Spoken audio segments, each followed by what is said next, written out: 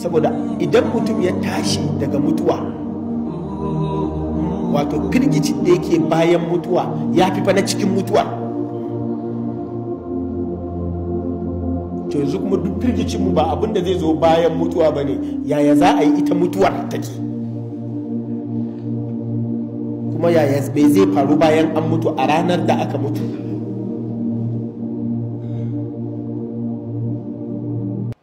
Ka tuna da yadda ɗan adam yanzu a ce an yi sentencing ɗinsa za a kashe shi, yana jiran kwanakin su. Ka tuna da yadda ɗan adam yake, idan ranar da za a gobe zai mutu an yanke masa hukunci, an ce saura wata 3 sai ranar sai ta zo, ana gobe ranar zai bacci.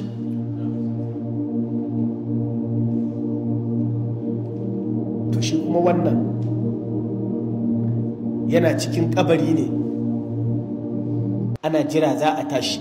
Shi wannan yanzu da muke cikin wannan rayuwar, wata rana haka za a yi sai a batar da mu, sai mu shiga cikin kabari. Muna cikin kabari kuma ana jiran ranar da za mu tashi. Ai a ranar idan an tashi aka ce an tashi, dole za ka manta da duk waɗannan kwanakin da ka yi. Kamar yadda wannan da aka yi sentencing ɗinsa zai mutu, idan aka zo wajen da za a kashe shi zai rika tuna da wahalar da ya sha a kurkuku, zai tuna da gwale-gwalen da ya sha, duk ba zai tuna da wannan ba. Yanzu abin da yake gabansa kada yake tunawa.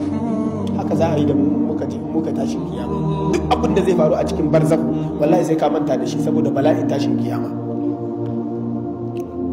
To yanzu barzakhun ita ce a gabanmu, ita ma ba mu je ta ba tukun balle tashin kiyama. Kuma a cikin wannan rayuwa ta barzakhu, a cikinta ne Allah maɗaukakin sarki zai sa a gama tantance suwaye za su je aljanna su sani, suwaye za su je wuta su sani. Idan an je ranar kiyama za a tabbatar ne domin a kai mutane kawai, amma tun daga cikin kabarinka za a gama ta yadda kafin ka tashi dama ka san makomarka. Manzon Allah sallallahu alaihi wasallama a cikin wancan dogon hadisin na albara ibn azib ya ce, mun raka gawa an je ana haƙar kabari ba a gama ba, sai annabi sallallahu alaihi wasallam ya koma gefe daya, sauran mutane yan kallo, sai ya tsuguna ya dauki tsinke yana yarfar ƙasa da shi, sai ya fara bamu labarin me zai faru a cikin kabari. Ya ce duk mutumin da ya mutu da kuka ga ana sawa kabari na, bari in gaya muku me ake a ciki, wace wainar ake toyawa. Ya ce a daidai lokacin da mutum ya zo mutuwa za a aiko masa mala'iku masu ɗaukan rai. Mala'ika mai ɗaukan rai yana da mataimaka, waɗannan mataimaka su za su fara aiki.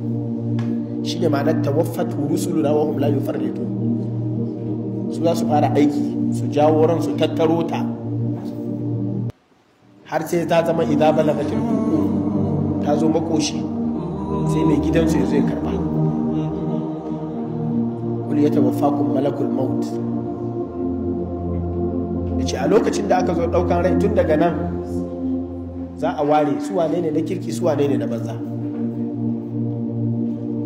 Yace idan mutum na kirki ne za su zo da mayami da turare mai kamshi, a cire ran a cikin nutsuwa. Ya ce kamar yadda ruwa yake diga daga guga, idan guga tana yoyo tana likin, ruwa da yake digan nan idan ruwan yana diga yana jin zafin fita ne, to kamar haka ne ran zai fita a cikin sauki. Sai su ɗauka sai a sa a cikin wannan mayanin. Mala'iku kuma za su yi layi a gabansa, yana ganin su maddal basar, iya ganin idonsa da kyan gani da kyan siffa. Me yasa ba za mu yi shiri wa wannan ba? Farkon ranar barzaku kenan fa. Allah ya aiko mala'ikunsa su zo suna maka kawa, suna maka ado, suna rarrashinka saboda karka sha wahalar mutuwa, saboda ka ji kana marmarin aje da kai. Amfanin tanadin duniya wa barzaku kenan. Sannan a ɗauka a tafi da shi a cikin ƙamshi. Duk saman da aka je, mala'ikun da suke saman sai sun rika tambaya, wannan wane ne mai kamshin nan, wannan wane ne na garin nan, sai a ambace shi da sunan da ya fi kyau wanda ake ambatonsa a duniya, a ce ai wane ne, dan wane, dan wane, sai su ce madalla da wane. Mala'iku suna maka barka da zuwa.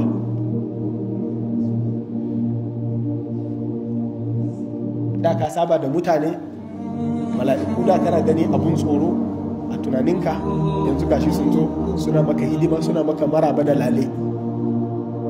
Nabi sallallahu alaihi wasallam ya ce mafi darajar masu zama a cikin ita wannan saman sai su yi maka rakiya, sai an kai ka ƙarshen bangon sama ta gaba kafin su dawo na gaban su karbe ka. Haka za a yi ta yi da kai har sai an kai ka can sama inda za a ajiye ranka fi illiyin, kalla inda kitabal abrari da fi illiyin.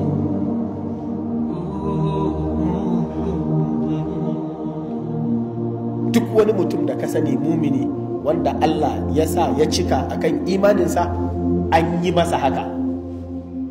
Wallahi kai ma idan ka mutu da imani za a yi maka haka. Wannan labari ne na gaskiya, kuma duk wanda ya mutu a ranar da ya mutu aka yi masa haka aka gama. Wanda ya mutu da fajirci, wanda ya mutu mutumin banza, wanda ya mutu bai tuna da maganar mutuwa da abin da zai zo bayan ta ba, wanda ya mutu ya yi ko in kula, ya yi oho da harkar lahira, ya manta da Allah, Allah maɗaukakin sarki zai manta da shi, amma zai tuna da kansa a ranar. Mala'ikun da za su zo za su fara fisgar ransa ne. Walau tara idh yatawaffa alladhina kafaru al-mala'ika yadribuna wujuhahum wa adbarahum. Duka da wulakanci da tozarci haka za a cire ran, kuma aka zo ma a ce akhriju anfusakum, ciro ranku ba mu, ba za ka iya cirewa da kanka ba.